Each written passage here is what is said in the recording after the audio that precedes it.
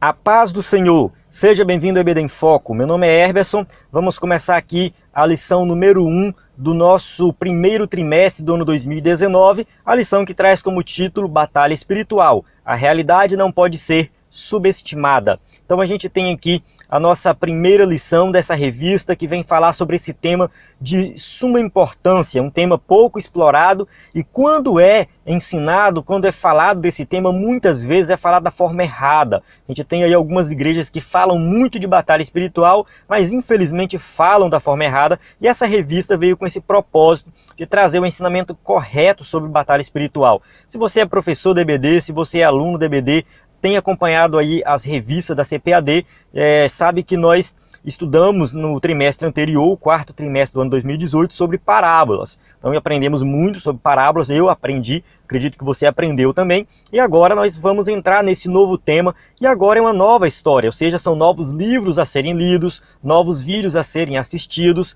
Então a gente muda um pouquinho aí, né, o nosso foco. A gente estava estudando muito sobre parábolas, agora nós vamos estudar sobre batalha espiritual. Então se você está assistindo aí no canal do YouTube do EBD em Foco, né, você vai ver aí uns vídeos onde eu apresento o trimestre, falo dos livros que eu comprei, que eu estou lendo agora sobre esse tema. Recomendo você também comprar livros sobre esse tema, para que você possa se aprofundar nesse tema de batalha espiritual. Então o professor do EBD, ele tem aí muitas ferramentas, além de livros, tem conteúdo na internet, vários sites com conteúdo para você acessar. E um deles é o site do EBD em Foco, que você, né, se você não está assistindo esse vídeo dentro do site, você pode estar assistindo no YouTube, né? Então é um vídeo gratuito, um conteúdo gratuito do EBD em Foco que você acessa aí, pode compartilhar com os seus amigos, né? Claro, se você gostar do conteúdo, né? Então a gente procura fazer o melhor aqui. E você encontra dentro do site do EBD em Foco, além desse vídeo, você vai encontrar um comentário em PDF. Você que gosta de ler, tem esse comentário em PDF para você, né, também se capacitar e entender mais sobre esse assunto. E além do comentário em PDF, temos também o slide em PowerPoint que estou usando aqui para ministrar essa aula. O slide em PowerPoint você pode baixar também e usar na sua igreja, né, para que você possa ministrar uma aula de excelência. Esse slide pode ser modificado da maneira que você quiser. Ele é 100% baseado na revista, eu não coloco nada além da revista e não retiro nada da revista. Ou seja, você acessa esse conteúdo lá, baixa, usa na sua igreja, e aí você pode modificar, retirar o que quiser, colocar o que quiser. E eu tenho certeza que se você usar o slide na sua igreja, a sua aula vai ser diferenciada. Centenas de professores têm usado o slide na igreja, né, e a classe aumentou o número de alunos, os alunos aprenderam mais, o próprio professor tem ali um recurso didático que vai direcionando ele na aula para que ele não perca o foco da aula. Então a aula tem um foco, né, ela tem um propósito, um objetivo, e esse objetivo ele é alcançado quando você segue a sequência da revista. Se você ficar contando testemunho, se você ficar ali falando de outros temas da vida pessoal e você não focar na lição, a sua aula vai ficar desinteressante, vai ficar uma aula ruim. Mas o slide te ajuda a seguir essa sequência da lição de uma forma didática, e realmente o aprendizado é totalmente diferente. Então quem tem usado o slide tem aí obtido resultados excelentes. Nós temos nesse projeto, né, o cursos de capacitação também, que você pode acessar dentro do site do EBD em Foco, cursos onde você vai se capacitar para ser também um professor de excelência. Então tem todo esse conteúdo, tem meu número do WhatsApp na descrição do vídeo, e tem também dentro do site que você pode entrar para tirar dúvidas. Fique à vontade para perguntar o que quiser. Eu costumo dizer que você pode enviar mensagem a qualquer hora. Se for de madrugada e eu não estiver acordado, eu vou desligar a internet, eu vou colocar no silencioso e eu te respondo quando eu levantar. Mas fique à vontade para mandar mensagem. Tem vezes que eu recebo mensagem 2 da manhã, eu estou acordado e respondo. Então fique à vontade para tirar dúvida a hora que você precisar. Então vamos lá, começando aqui a nossa aula, o texto áureo diz assim: vigiai e orai para que não entreis em tentação. Na verdade o espírito está pronto, mas a carne é fraca. Mateus 26, 41. Aqui a verdade prática diz o seguinte: batalha espiritual é uma realidade bíblica que consiste na luta contínua da igreja contra o reino das trevas. Então essa aqui é uma definição de batalha espiritual, uma das definições, não é uma definição fechada, mas de certa forma é uma realidade. Então eu não vou entrar em detalhes aqui sobre essa definição que a gente vai ver mais na frente durante a aula. Mas esse conceito de batalha espiritual a gente vai aprendendo no decorrer das lições dessa revista. Então a gente vai amadurecer um pouco esse conceito. Mas esse primeiro conceito aqui a gente já tem que guardar na mente. Uma realidade bíblica, ou seja, não é algo tirado da teologia, não é algo tirado da mente do ser humano, não. Está na Bíblia. Está contido nas Escrituras, e é uma luta contínua da igreja, dos crentes contra o reino das trevas, que também é uma realidade, a gente não pode negar. A leitura bíblica em classe se encontra aqui em 1 Pedro 5, de 5 a 9, né? Então a gente vai entender um pouco mais sobre essa passagem lá dentro da lição. Eu só peço desculpas aqui quem baixou o slide, que eu esqueci de colocar o versículo 8 e 9, né? Tá aqui o 5, 6, o 7, faltou o 8 e o 9, mas isso aqui eu vou corrigir depois e postar novamente o slide, né? Então eu percebi isso aqui na hora da gravação, mas eu não vou parar de gravar por causa disso, né? Essa leitura eu não costumo fazer aqui para a gente ganhar tempo no vídeo, mas você que é professor de EBD, tem sua revista, vai fazer essa leitura, não somente dessa passagem, mas eu recomendo ler todo o capítulo 5 e, se possível, toda a primeira carta de Pedro, para que você possa compreender esses poucos versículos aqui que são muito importantes. Introdução, vamos começar aqui a nossa aula. A batalha espiritual é o tema do trimestre que estamos iniciando. Basta uma olhada na leitura diária para confirmar a menção do assunto nas Escrituras. Então você que tem a revista, temos a leitura diária para meditação diária aí, e você que é um professor dedicado, né, vai fazer essa leitura e você vai entender e compreender a realidade da batalha espiritual, né, que está contido nas Escrituras. Então tem gente que vai negar essa realidade, que vai negar isso aí, mas está contido nas Escrituras e você vai observar logo nessa leitura aí. Existe um movimento aí que surgiu, de acordo com o escritor da revista, surgiu na década de 60, que tenta passar por batalha espiritual. O escritor da revista, ele não citou nenhuma fonte, ele não citou nenhum livro, ele não citou nenhum autor, né? Eu dei uma lida no livro de apoio e eu não encontrei no livro de apoio, ele também não diz nada. Eu dei uma pesquisada assim na internet, nos livros que eu tenho sobre batalha espiritual, eu também não encontrei nada desse movimento da década de 60.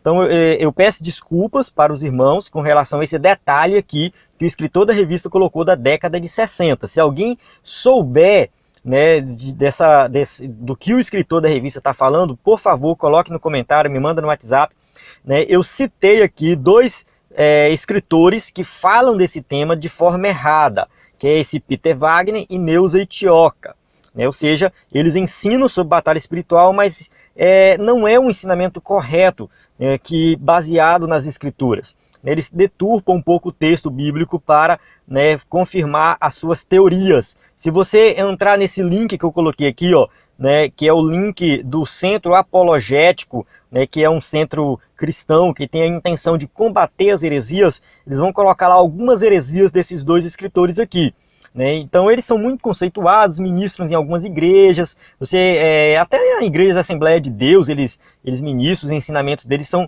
difundidos, mas a gente tem que tomar um pouco de cuidado, né? O Peter Wagner, por exemplo, ele afirma num dos livros dele que Deus e o diabo estão lutando de igual para igual. Isso é uma heresia muito grande, né? Dizer que o diabo tem força igual a Deus, são duas forças antagônicas que estão disputando de igual para igual. Irmãos, o diabo é um derrotado, ele é um perdido, ele já foi derrotado.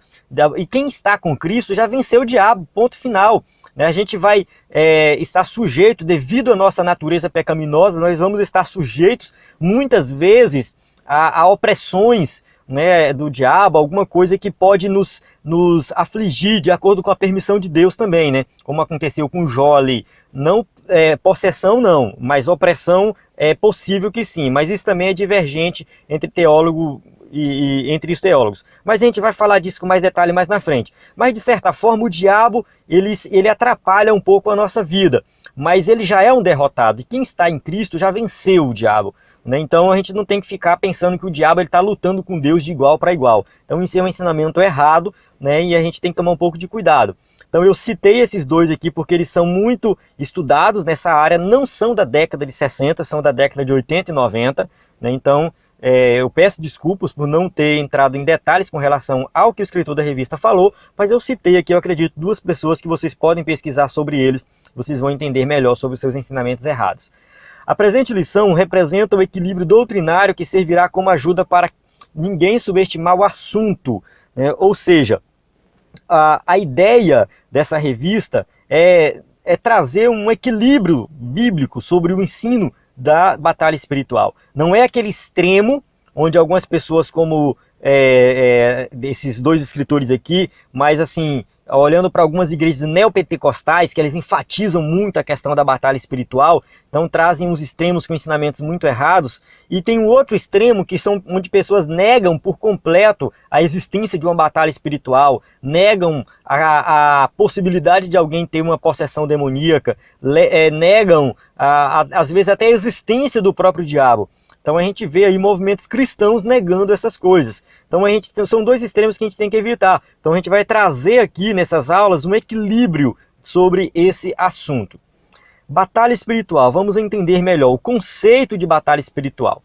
A Bíblia afirma que todo mundo está no maligno, ou seja, o mundo jaz no maligno, o mundo está sendo dominado pelo diabo. Então, isso é bíblico, né? Ou seja, ele domina esse sistema mundano. E aí quando fala de mundo, é que é o sistema maligno que existe por aí. Existem seres malignos e espirituais que desde o princípio conspiram contra Deus. A gente vai estudar com detalhes sobre quem é o diabo mais na frente, vamos falar um pouco mais com detalhes, mas a gente entende através de passagens bíblicas que ele era um anjo de luz, que ele se rebelou contra Deus, ele se tornou egoísta, orgulhoso, quis ser maior do que Deus, né? E a partir daí ele sempre vai conspirar contra Deus, ele vai sempre tentar tirar Deus do caminho, né? Ou seja, ele vai querer tirar Deus da nossa vida, Deus que é o centro da nossa vida, ele vai querer ser o centro da nossa vida, né? E contra a humanidade também, para a destruição e caos do mundo. Então a gente pode olhar para a humanidade e a gente vai ver que o mundo ele está cada vez pior, guerra, injustiça, tudo que não presta, né? Ou seja, fome, é culpa do pecado. Tudo bem, é culpa do pecado do ser humano, mas o diabo ele exerce influência sobre esse mundo pecador, né? Ou seja, quem é salvo, quem está em Cristo, não vai ter essa influência do inimigo na sua vida de forma assim direta, no sentido de que agora ele está protegido por Deus, né? No entanto, mesmo nós como salvos, nós estamos vivendo nesse mundo e nós estamos presenciando, né, tudo que esse mundo está trazendo de coisa de ruim, né? Ou seja, a gente observa no nosso dia a dia, basta a gente ligar a televisão e a gente vai ver ali notícias onde a gente sabe que tem influência do diabo, né, influência demoníaca ali. Então a gente vê que o mundo também está passando por esse caos por causa do inimigo. Os demônios são reais e manifestam-se de várias maneiras, né, em princípio nas pessoas possessas, e tais espíritos precisam ser expulsos. Então a gente observa o seguinte, tem uma influência indireta, como eu falei anteriormente, no mundo, né? Ou seja, a gente vê que muita coisa que acontece é influência do diabo, mas tem uma influência direta dele é quando alguém se torna ali dominado, tem a mente dominada por um espírito maligno, é uma possessão demoníaca. Hoje muitos teólogos negam essa possessão demoníaca, mas a gente observa que o próprio Jesus, em alguns momentos, ele se deparou com pessoas possessas, pessoas que estavam ali sendo tendo a mente, o corpo dominado por um espírito maligno, e o próprio Jesus expulsou o demônio. Então a gente sabe que isso é uma realidade porque o próprio Cristo vivenciou isso, os discípulos vivenciaram isso, né? E existe isso nos dias de hoje também. Como os cristãos se opõem a essas forças malignas que existem? Como que a gente vai trabalhar contra essas forças malignas? Nós temos aí a pregação do Evangelho. Então, ou seja, através da pregação do Evangelho, da mensagem do Evangelho, as pessoas são libertas de Satanás, são libertas, né, da opressão de Satanás, né, da escravidão de Satanás. Então, a maneira correta da pessoa ser liberta é através dela crer em Jesus como Salvador. É a pregação do Evangelho que vai trazer libertação, né? O poder da palavra de Deus também. Nós vencemos essas forças malignas pelo poder da palavra. Um crente, ele não vai ser possesso, A gente vai entrar em detalhes disso mais na frente, não tem como o crente de verdade ser possesso. No entanto, ele sofre influência de Satanás para que ele possa cair em tentação, para que ele possa pecar. E aí acontece que a palavra de Deus tem poder para nos capacitar para vencer. Ou seja, através da palavra nós vencemos, né, essas tentações de Satanás. E oração. Irmãos, isso aqui é uma guerra espiritual. Então a gente tem que orar. Então eu convido você a mudar a sua vida de oração. Se você já ora, ore mais. Se você ainda não ora com frequência, adquira o hábito de orar. Aprenda a orar. Tire um momento para orar. Nós vamos vencer essa guerra espiritual a partir do momento que nós começarmos a orar, viver uma vida de oração. A essa oposição dos crentes denominamos batalha espiritual, ou seja, nós vamos vencer essa batalha espiritual através dessas armas que nós temos aqui. Uma realidade bíblica, né? O tema principal da primeira epístola do apóstolo Pedro, que é lá da leitura bíblica em classe, é o sofrimento do crente por causa do nome de Jesus. Esse é o tema principal, né? Ou seja, ele vai falar da questão do sofrimento de pessoas que sofrem porque elas professam Jesus como único e suficiente Salvador. E esse sofrimento resulta da nossa contínua luta espiritual contra o pecado, né? Ou seja, nós vamos recusar tudo que é do mundo, tudo que está relacionado ao pecado, nós vamos recusar, e por esse motivo nós sofreremos muitas vezes perseguição e temos as tentações do inimigo também, ou seja, estamos em luta o tempo todo.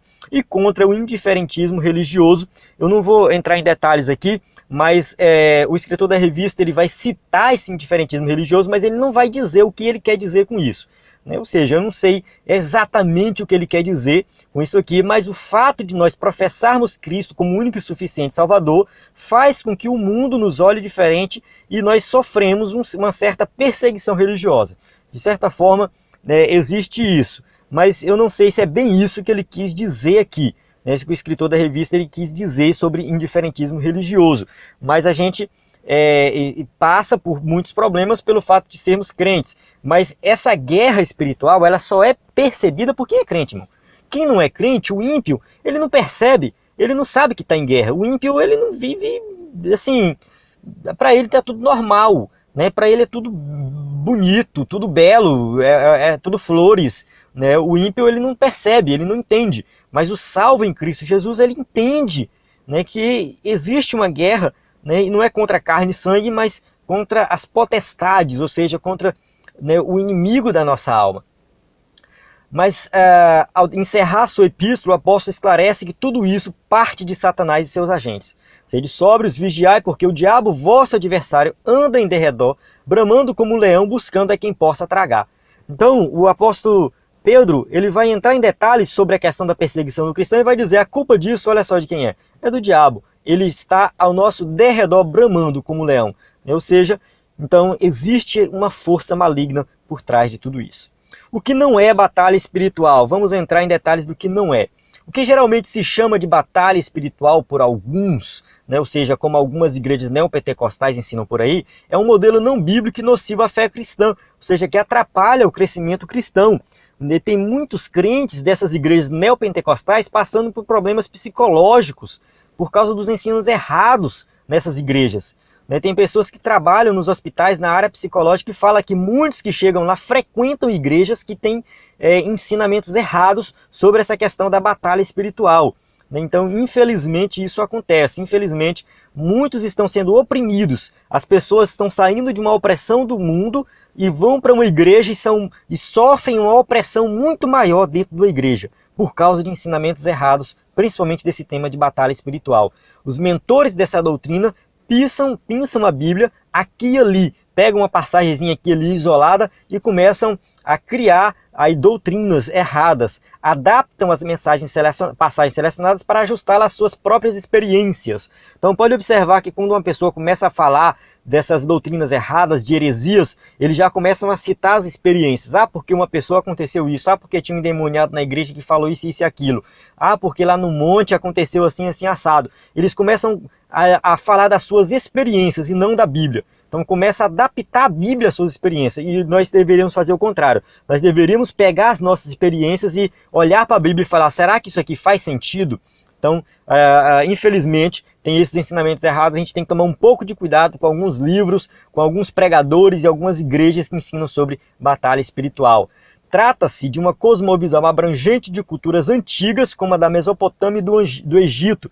Ou seja, desde os povos antigos já existiam essa tendência, já tinha essa tendência de estudar coisas que tentar explicar o mundo espiritual, mas da forma errada. Ou seja, tentar explicar as coisas espirituais, mas não buscar o ensinamento correto do Deus verdadeiro, mas buscar o ocultismo, magia. Ou seja, era isso que eles faziam na Mesopotâmia, no Egito e dentre outros povos da antiguidade, às vezes povos indígenas, enfim. Eles traziam ensinamentos espirituais, mas baseados no ocultismo, né? E era na época que o mundo era cheio de forças ocultas, né? Ou seja, eles viviam procurando isso, né? E adoravam vários deuses, e tinham os deuses bons, os deuses maus, enfim, tinha toda uma estrutura de uma religião, né? E toda essa estrutura é muito próxima do ocultismo contemporâneo, dos dias de hoje, onde eles trazem alguns ensinamentos errados, como de espíritos territoriais. A gente vai entrar em detalhes sobre isso aqui. Quem são espíritos territoriais? Maldição hereditária, né? Rituais de libertação. Ou seja, tudo isso que a gente observa nessas igrejas neopentecostais, e algumas até que se dizem pentecostais, né? São alguns ensinamentos errados sobre batalha espiritual, né? Que a gente vai tratar aqui, né? Ou seja, esses ensinamentos aqui que acontecem, essas coisas que acontecem, e eles tentam colocar isso na cabeça das pessoas. Eu não sei qual é o propósito, fazer medo nas pessoas, nem sei. Mas são coisas erradas que a gente vai ver aqui o que é ensinado da forma errada, e vamos depois ver, de acordo com as escrituras, né, qual é o ensinamento correto sobre esses temas aqui. Principais crenças da pseudo-batalha espiritual. Pseudo-batalha seria falsa batalha espiritual, né? Ou seja, quais são essas crenças? Vamos entrar em detalhe de cada uma daquelas que a gente falou anteriormente ali. Mapeamento espiritual. A doutrina consiste na crença de que Satanás designou seus correligionários para cada país, região e cidade. Ou seja, segundo eles, né, existe uma organização no mundo do diabo, onde cada país, cidade, região tem um diabo, tem um demônio específico, né, um demônio específico comandando aquela região. Então eles têm essa teoria aí, né, e para eles o evangelho só pode ser pregado, né, só pode prosperar nesses lugares quando alguém cheio do Espírito Santo expulsa esse espírito maligno. Então eles falam assim, baseado em experiências, não na Bíblia. A gente foi evangelizar uma região, chegamos nessa região e evangelizamos e pregamos e ninguém se converteu. Aí nós fomos estudar e descobrimos que o demônio que comandava aquela região era o demônio fulano de tal, dá até o nome pro demônio, né? E aí ele ficava na região, no local tal. Aí vão lá no local, fazem orações e benze, faz isso e faz aquilo, e segundo eles expulsou o demônio. Aí a partir daquele momento as pessoas começaram a se converter. Então eles têm essa teoria, ou seja, o evangelho só prospera no lugar se ali expulsar esse espírito maligno que comanda aquela região. Mas isso não tem base bíblica, né? E se a gente for olhar para a prática, tem muitos lugares que ninguém se preocupou com esse demônio específico daquele lugar e o evangelho prosperou. E teve muitos lugares que eles chegaram e supostamente expulsaram o demônio lá do local e o evangelho também não prosperou. Então acontece de tudo, entende? Então assim, não é uma teoria baseada nas escrituras, mas eles criam isso aí, né?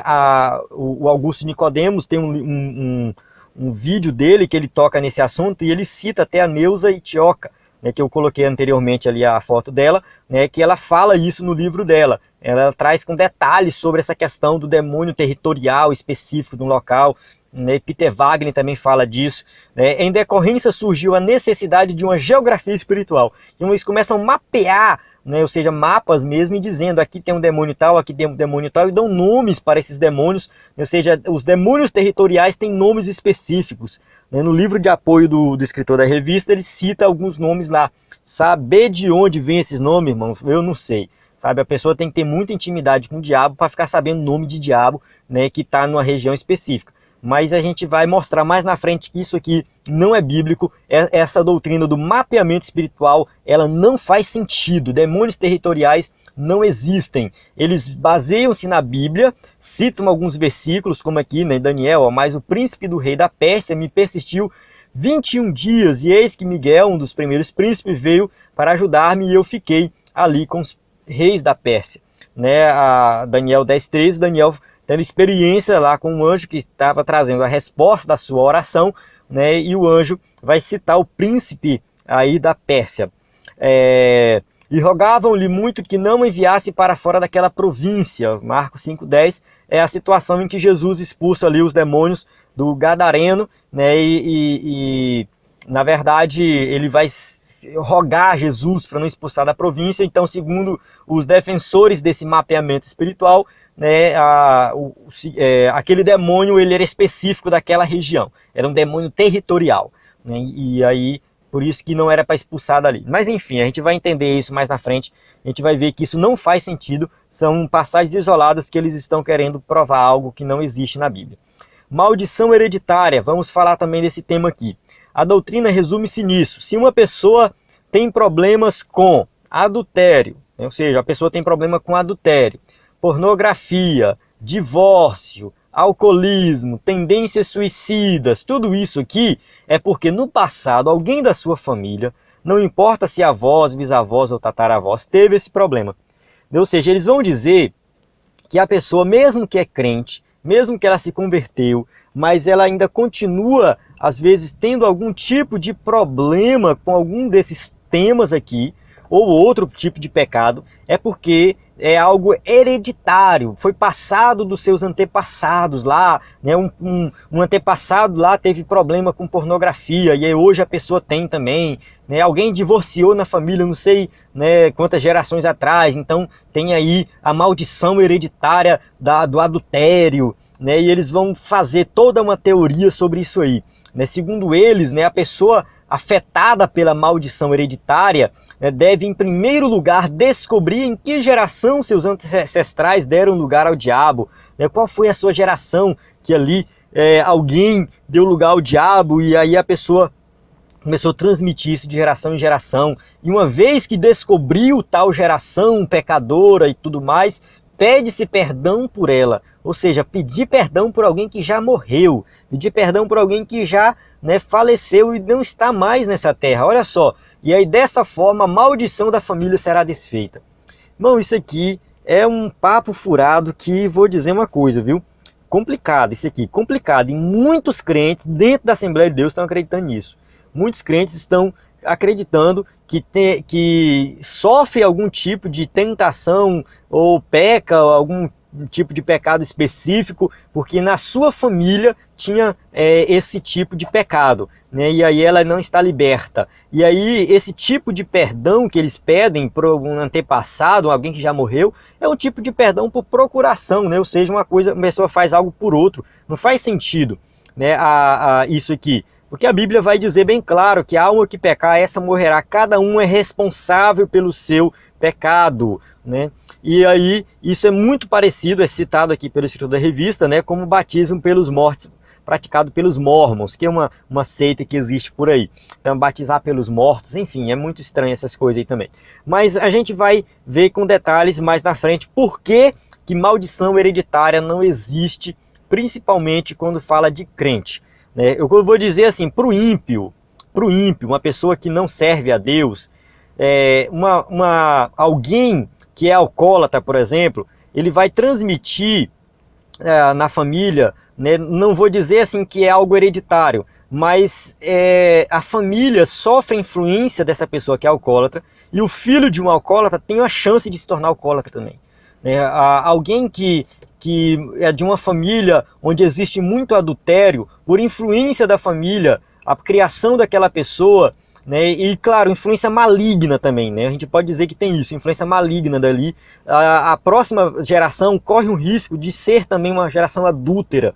Não, então a gente observa muitas vezes assim, famílias onde vai passando de geração para geração alguns problemas, né, principalmente com relação a álcool. Então a gente vai, se fulano hoje está perdido na bebida, por quê? Porque todos os seus familiares, aí o pai dele, o avô dele, tudo bebeu. Então tem a questão da criação, tem uma questão da influência maligna, porque essa pessoa está no maligno. Mas a partir do momento que ela se converte, a história muda. Então eu não vou entrar muito em detalhes, porque isso é assunto do próximo tópico. Mas eles usam algumas passagens bíblicas também para defender a sua ideia. Essa ideia aqui, ó, não te curvarás a elas nem a servirás, porque eu, Senhor teu Deus, sou zeloso, que visita a iniquidade dos pais nos filhos até a 3ª e 4ª geração daqueles que me odeiam. Êxodo 25, ou seja, visita a geração dos filhos, dos pais nos filhos. Guarda isso aí. Quando, pois, vos disserem, consultai os que têm espíritos familiares e os adivinhos, que os chiureiam e murmuram, porventura não consultará o povo de Deus? A favor dos vivos consultar-se-á os mortos? Também é uma outra passagem que eles usam aqui o termo espíritos familiares, como se dizendo que é um espírito que está dentro de passando de geração para geração. Crentes endemoniados, uma outra doutrina para esses falsos pregadores aí que fala de batalha espiritual. Esses pregadores ensinam que o homem é um espírito que tem alma e habita num corpo. Kenneth Hagin também é eu não sei se é Hagin ou Hagin que fala, mas enfim, eu vou falar Hagin aqui. Esse escritor aqui, ele também tem alguns livros muito estranhos, com algumas doutrinas assim que são consideradas heresias. E ele vai dizer o seguinte, que o homem é um espírito, e ele tem uma alma e habita em um corpo. Será que é isso mesmo? E aí quando ele fala isso, ele afirma que o Espírito Santo habita no espírito humano, no processo de salvação. Ou seja, quando alguém se converte, o Espírito Santo habita no espírito humano. E os espíritos imundos estão relegados à alma e ao corpo do cristão. Ou seja, segundo ele, um crente salvo em Jesus Cristo tem o Espírito Santo, mas o seu corpo pode ser habitado por um espírito maligno, por um demônio. Por isso eles defendem a ideia de que um cristão verdadeiro pode ser possesso por um demônio. Porque o Espírito Santo está no espírito do homem. E o corpo não tem o Espírito Santo. É meio estranho isso, né? E aí um crente pode ser possesso, porque o espírito do demônio vai entrar no corpo e não no espírito do ser humano. Irmãos, isso também não faz o mínimo de sentido. Os promotores dessa doutrina costumam apelar para o caso de Saul. Quando ele se afastou de Deus, ali Saul tinha um espírito que atormentava ele, né? E o caso de Judas também, né? Vão citar esses dois casos para defender a sua teoria. Então eu só quero que você entenda o que eles falam, porque a gente vai para o 3º tópico e agora que a gente vai analisar cada um dessas afirmações e combater cada uma delas. Vamos lá. 3.1. Sobre o mapeamento espiritual. O que a Bíblia diz sobre isso? As duas passagens de Daniel falam sobre o príncipe do rei da Pérsia e o príncipe da Grécia. Então Daniel estava esperando uma resposta, fez uma oração, o anjo trouxe a resposta e teve uma guerra ali entre os anjos. E são citações que, fora do contexto, pois se trata de guerra angelical e não há indícios de presença humana. Eu confesso para os irmãos que realmente é uma passagem um pouco complexa de compreender, com relação a isso aqui. Mas a gente não pode fazer uma doutrina em cima de uma passagem. E o fato do anjo citar o príncipe do reino da Pérsia, ele está falando simplesmente de um inimigo. Ou seja, quem eram os inimigos de Israel daquela época? Ou seja, era justamente a Pérsia. Então, aqui tem um inimigo do povo de Deus. Ou seja, ele cita o quê? Alguém que estava impedindo ele de trazer a resposta, uma guerra no contexto angelical, que Daniel estava totalmente fora do contexto dele ali, porque Daniel está aqui na terra orando, ele não sabe o que está acontecendo nesse mundo espiritual, a não ser pela revelação de Deus, então ele é revelado sobre isso, mas isso aqui não é uma doutrina de que existem demônios territoriais, um demônio específico daquela região. Aqui está simplesmente falando de um demônio que está atrapalhando ali, mas que tem uma guerra espiritual, mas que não necessariamente esse demônio é daquela região ali, não tem nada a ver. O gadareno também, a questão do gadareno, rogava ali muito que não enviasse para fora daquela província. O versículo 10, quando Jesus vai expulsar o demônio, ele roga para não ser jogado naquela província.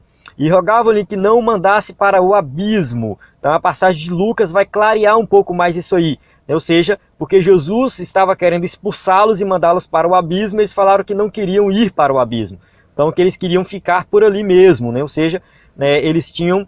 Jesus tem poder sobre os demônios, ele faz o que ele quiser. Então ali Jesus expulsa os demônios e esses demônios entram numa manada de porcos, né? Ou seja, esta é a razão para pedir para ficar na região.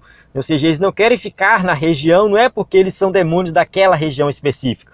Eles querem ficar ali porque eles não querem ser mandados para o abismo. Então não tem nada a ver com espírito territorial. E eu não sei por que tanta gente perde tempo estudando demônios territoriais, espíritos territoriais. Tem gente que é mais especialista em diabo do que em Deus. Entende mais de diabo do que o Espírito Santo. Irmãos, não faz sentido. A gente tem que estudar Jesus, a gente tem que estudar a Bíblia, a gente tem que estudar Deus, o Espírito Santo, né? Então, se a Bíblia não dá nome para demônios, se a Bíblia não fica entrando em detalhes sobre qual o local que o demônio fica, o território, para que a gente vai fazer isso? Não faz sentido isso. A gente só tem que expulsar e ponto final. Era o que Jesus fazia. E assim fica claro que se trata de uma doutrina baseada numa interpretação equivocada. Então, ou seja, mapeamento espiritual é simplesmente uma interpretação equivocada de algumas passagens bíblicas. Sobre maldição hereditária. No segundo mandamento do Decálogo, Deus afirma visitar a maldade dos pais nos filhos até a terceira e a quarta geração daqueles que me aborrecem. E o que isso significa, né? Essas palavras não podem se aplicar à doutrina da maldição hereditária. Ou seja, essa doutrina que a gente viu anteriormente fala que quando uma pessoa tem problemas de pecado é porque alguém da família no passado tinha o mesmo problema, mesmo que essa pessoa seja crente, ela continua sofrendo esse problema de maldição hereditária, né? Só que isso não faz sentido. Por quê? Porque alguém, quando se converte a Cristo, deixa de aborrecer a Deus. Ou seja, quando nós cremos em Jesus como Salvador, nós deixamos de ser inimigos de Deus e passamos a ser amigos de Deus. Agora nós temos, né, uma nova vida, somos uma nova criatura, né? Essa passagem não pode se aplicar a crentes. Então, como eu falei, são passagens que vão servir, né, para falar da consequência do pecado. Querendo ou não, de certa forma, a consequência do pecado muitos vão sofrer, né? Às vezes alguém que se converte, mas a família ali sempre viveu com coisas erradas, e a pessoa mesmo crente, ela vai sofrer de certa forma uma influência. Às vezes ela visita a família, está lá todo mundo bebendo, aí de repente o pessoal começa a brigar, ela está livre dessa influência maligna, no entanto ela sofre as consequências ali do pecado da sua família, né? Não no sentido de que ela pecou e ela sofre a consequência do seu pecado, mas a influência do pecado ali na família atrapalha a vida da pessoa, de certa forma atrapalha, né? Tem muitas pessoas que sofrem muito, são crentes, mas sofrem porque, né, tem um pai alcoólatra, uma mulher que tem um marido alcoólatra, ou quem sabe tem um avô alcoólatra, e aí as consequências são sofridas por todos, mas ele paga pelo pecado dele, né? Ele vai pagar pelo pecado dele, ponto final, né? E quem está em Cristo está livre de tudo isso. Quem está em Cristo não tem maldição hereditária, não tem nada. Já se tornou uma nova criatura, né? Ou seja, se tornou uma nova criatura, como a Bíblia diz, as coisas velhas já passaram, eis que tudo se fez novo. 2 Coríntios 5,17. Então, se você é crente em Jesus Cristo, né, e você tem algum tipo de pecado, de tentação, algo que você ainda não foi liberto, não fique pensando que isso é porque alguém do passado teve e você está sofrendo essa maldição hereditária. Não, é algo teu, que você precisa tratar com Deus. É algo pessoal teu. Procure ajuda, procure o pastor, mas é algo uma decisão que você tem que tomar. Se você precisar cortar algo da tua vida, abandonar algo, né, procure saber como fazer isso. Mas não fique perdendo o seu tempo achando que isso é maldição hereditária, né? Ou seja, é um tratamento teu com Deus, uma libertação que tem que acontecer na sua vida, né, por alguma coisa que você está sofrendo, né? Talvez você não entregou a vida a Cristo por completo, talvez você ainda não crê em Jesus como Salvador, né? Você precisa fazer uma revisão da sua fé em Cristo Jesus, né, para que você possa entender o que é o Evangelho, porque Jesus, ele liberta. Conhecereis a verdade vos libertará, né? E se o Filho vos libertar, verdadeiramente sereis livres.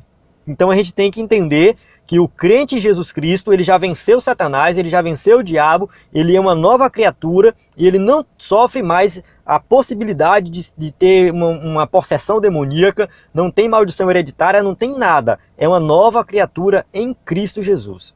Sobre a possibilidade de o cristão ser possesso. Em relação a Saul, o que eles falam lá de Saul? É bom lembrar que Saul já estava desviado nessa época, né? Saul, ele se afastou de Deus, né? E aí o que está escrito aqui? Porque tu rejeitaste a palavra do Senhor, ele também te rejeitou, a ti, para que não sejas rei. Então aquela unção que ele recebeu para ser rei já foi eliminada da vida dele. E além disso, a Bíblia não fala de demônio, mas que assombrava um espírito mau da parte do Senhor. 1 Samuel 16,14. O que é esse espírito mau? Não sei. Não vou entrar em detalhes também. Tem muitos estudos sobre isso aí, né? Mas era algo que Deus mandava, né? Ou seja, algo que Deus mandava para atormentar Saul pelo fato de que ele já tinha se afastado dos caminhos do Senhor. Em relação a Judas, o que a Bíblia diz sobre Judas, né? Quem disse que Judas Iscariotes era crente? Quem disse que ele era salvo? Jesus mesmo disse, logo no começo, não vos escolhi a vós 12, e um de vós é um diabo. Isso dizia ele de Judas Iscariotes. João 6, 70 e 71. Ou seja, o próprio Judas Iscariotes nunca foi salvo, nunca foi crente.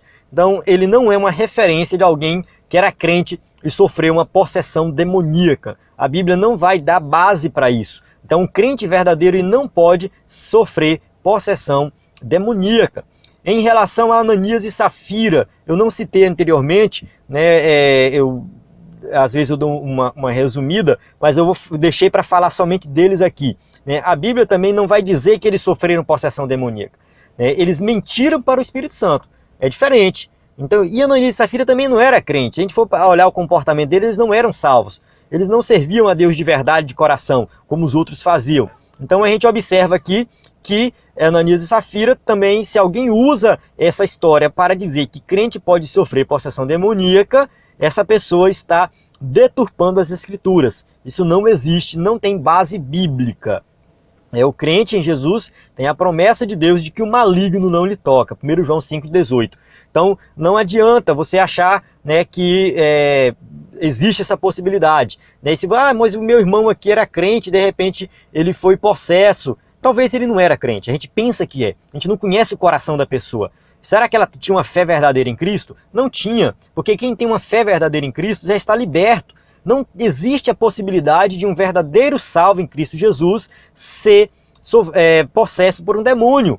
Quem é salvo em Cristo Jesus não pode, em hipótese alguma, né, sofrer uma possessão. De acordo com alguns teólogos, pode sofrer opressão demoníaca. Uma opressão é diferente de uma possessão. Então, uma opressão às vezes é um problema, às vezes é dívida, né? Às vezes a pessoa entra se endividou e aí ela não teve sabedoria para administrar suas finanças e aí ela começa a sofrer alguns tipos de problemas, assim, ela não consegue mais dormir direito e aí o diabo aproveita a situação para atormentar a pessoa com esses problemas, com essas dificuldades, né? Às vezes a pessoa sofre uma opressão demoníaca no sentido de que, né, o esposo, né, começa a atrapalhar a vida espiritual da esposa, ou a esposa começa a atrapalhar a vida espiritual do esposo, e aí é hora de orar, meu irmão, é hora de botar o joelho no chão e buscar a Deus, né? Ou seja, se é problema com dívida, se é problema de depressão, né? O crente pode ter depressão? Pode sim, existe essa possibilidade de um crente verdadeiro em Cristo Jesus ter uma doença, porque isso é uma doença, e o diabo aproveita isso para oprimir, né? Vale ressaltar que isso aqui existem teólogos que discordam disso. Eu, particularmente, sou do lado, eu não sou teólogo e tal, né?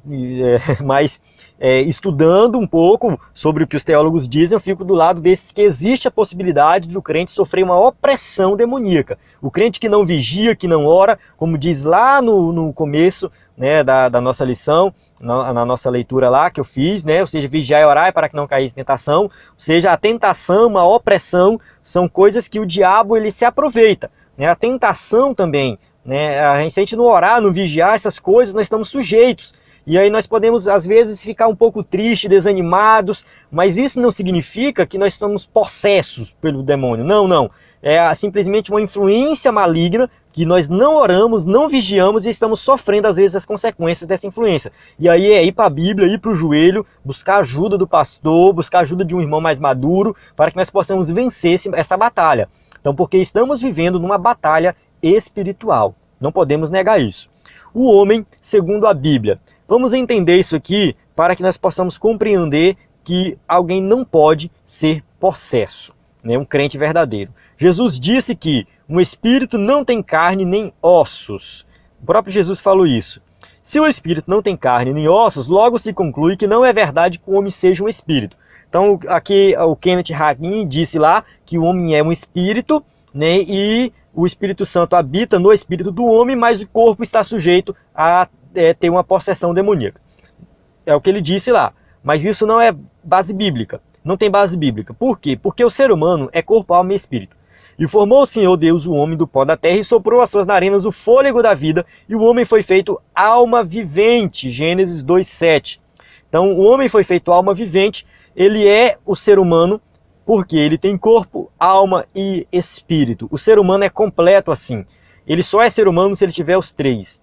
Se ele tiver, ele não tem só um. Se separou a alma e o espírito, separa do corpo no ato da morte, precisa ter a ressurreição para que o ser humano possa ser um ser humano completo. E quando o Espírito de Deus habita no ser humano, ele habita no ser humano por completo. Não habita só numa parte e a outra fica sujeito a ter possessão demoníaca. Não, não. O Espírito Santo habita no ser humano e ele é um ser humano que tem o Espírito de Deus e não tem espaço para o diabo. Então o crente verdadeiro não pode sofrer possessão demoníaca porque não tem espaço para o diabo na vida dele.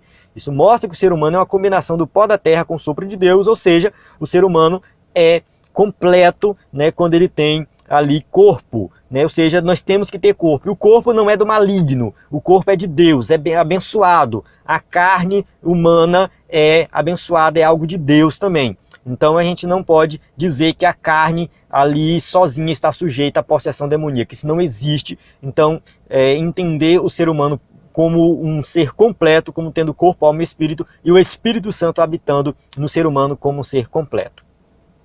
Chegamos na nossa conclusão.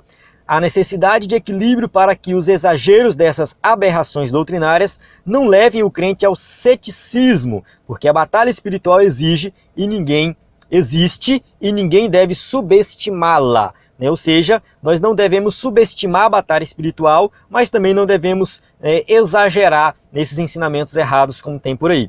Os fatos estão registrados na Bíblia e nenhum cristão ousa negar essa realidade. Por outro lado, os cristãos, os crentes devem ter maturidade suficiente para não entrar no fanatismo, mas discernir o que é verdadeiramente espiritual e o que é manipulação esotérica. Infelizmente, esoterismo, ocultismo, magia estão entrando no meio cristão e muitos crentes, muitos cristãos estão se envolvendo com essas coisas, né, e estão se enganando.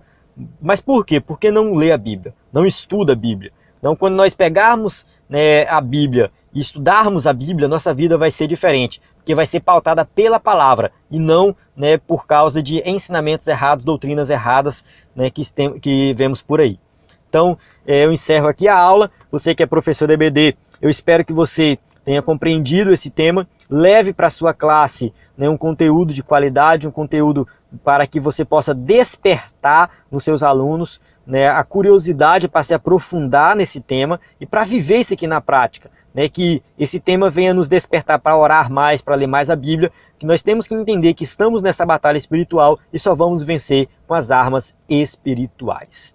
Então aqui a gente tem as perguntas para você que é professor de EBD, né, e usa o slide na sua classe, para testar o conhecimento dos seus alunos. Alguns cursos do EBD em Foco, nós temos hoje 18 cursos disponíveis, né, e enfim, a gente encerra aqui. Acesse o site, se você chegou até aqui, curta o vídeo, compartilhe, deixe seu comentário, né, e que Deus possa abençoar a sua vida mais e mais e você possa ser um professor de excelência. A paz do Senhor, até a próxima aula.